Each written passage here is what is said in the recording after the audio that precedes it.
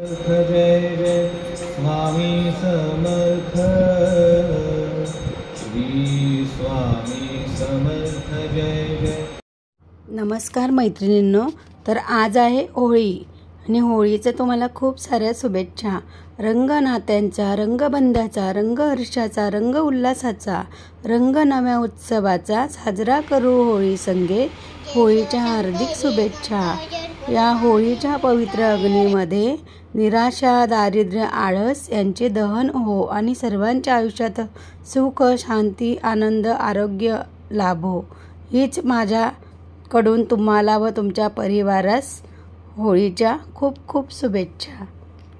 तर बघू शकता अशा प्रकारे माझी देवपूजा झाली, उंबरठ्याचं लेपन झालं, सगळं घरातली जी काही साफसफाई होती ती साफसफाई पण झाली। आता गुड्डूला आमच्या खायची होती पुरणाची पोळी आणि होळी म्हटले म्हणजे पुरणाची पोळी होणार नाही ते तर असं होणारच नाही। तर पुरणाची पोळी केलेली आज मी। पूर्ण रेसिपी तुमच्याशी शेअर करणार होती मी, पण तेवढा मला वेळ मिळाला नाही शूट करायला, त्यामुळे म्हणजे अर्धवटच। आता नेक्स्ट टाईम पुढे मी तुमच्या इथे नेक्स्ट टाईम करेल तुम्हाला रेसिपी शेअर। आता बघा ही पुरणाची पोळी लाटून घेतली मी। आता मस्तपैकी ती जाईल ताव्यावर आणि तिला छान पैकी अशी खरपूस भाजून घेते।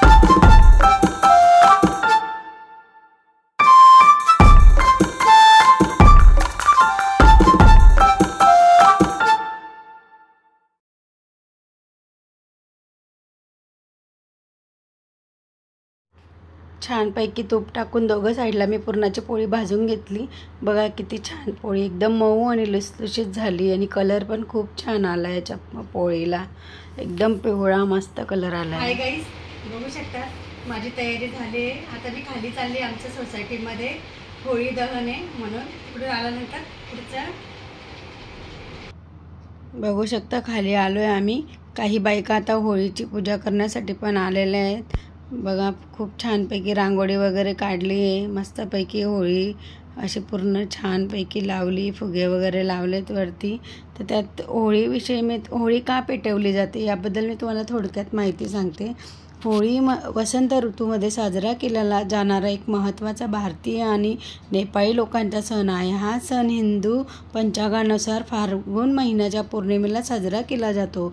रंगाच्या या सणाला परंपरागतेने 2 दिवस साजरा करतात। पहिल्या दिवशी होळी दहन केली जाते आणि दुसऱ्या दिवशी एकमेकांवर रंग उडवून रंगाची होळी खेळली जाते, ज्याला धुलीवंदन असे म्हटले जाते। जसे प्रत्येक सणाची कहाणी आहे तसेच होळी साजरी करण्यामागे देखील एक प्राचीन इतिहास आहे। एक हिरण्यकशिपू नावाचा राजा होता। तो स्वतःला खूप बलवान समजायचा।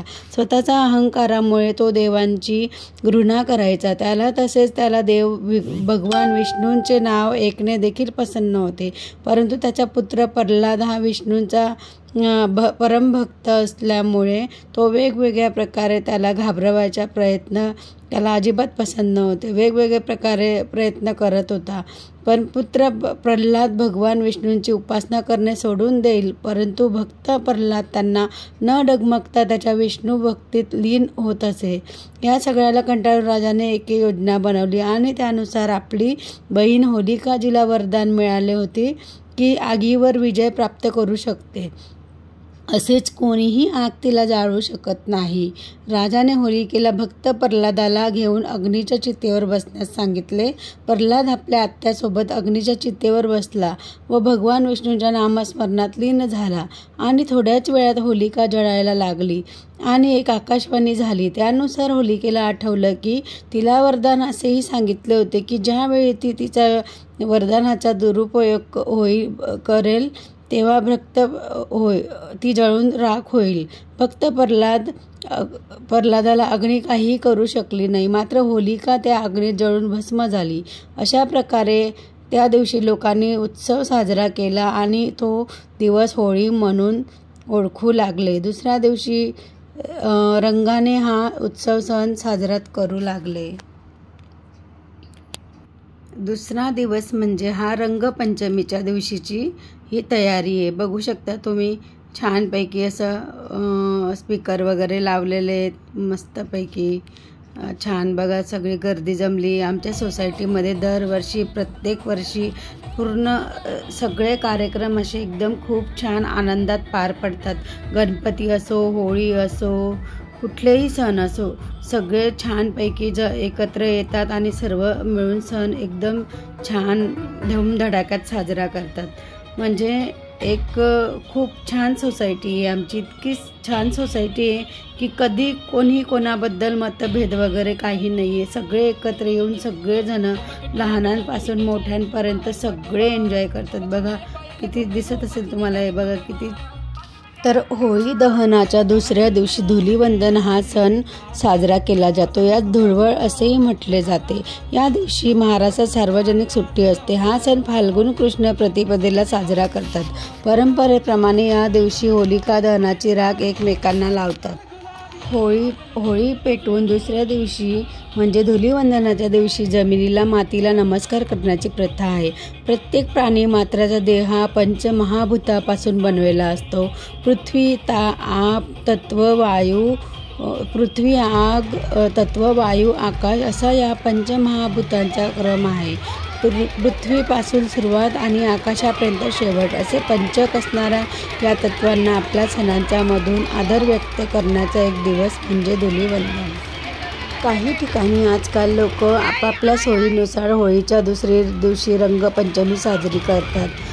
बघू शकतात जसं आम्ही केली आहे आमच्या पद्धतीने. या बघा या सगळ्या माझ्या मैत्रिणी आहेत. कोणीही कोणाला ओळखू शकत नाही आहे. बघा या कसे डान्स वगैरे करत आहेत छानपैकी. हे बघा हे सर्व एकाचेही चेहरे ओळखले जात नाही. सगळे असे खूपच सुंदर दिसत आहेत मस्त.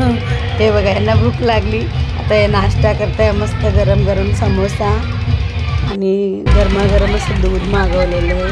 सगळ्यांनी नाश्ता वगैरे करतायत. ही बघा विद्या मॅडम छानपैकी. हा बघा माझा मुलगा आला आता होळी खेळून. किती कलरफुल दिसतोय पूर्ण छान रंगीबेरंगी व्हाईट शेपवरती मस्त.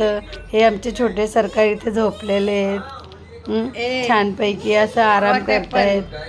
अशी आमची होळी साजरी झाली. नमस्कार. आमच्याकडून तुमच्या परिवाराला होळीच्या खूप साऱ्या शुभेच्छा. तर व्हिडिओ आवडला असेल तर व्हिडिओला लाईक करा, शेअर करा, सबस्क्राईब करा आणि कमेंट सुद्धा करा. बाय. हॅपी होळी.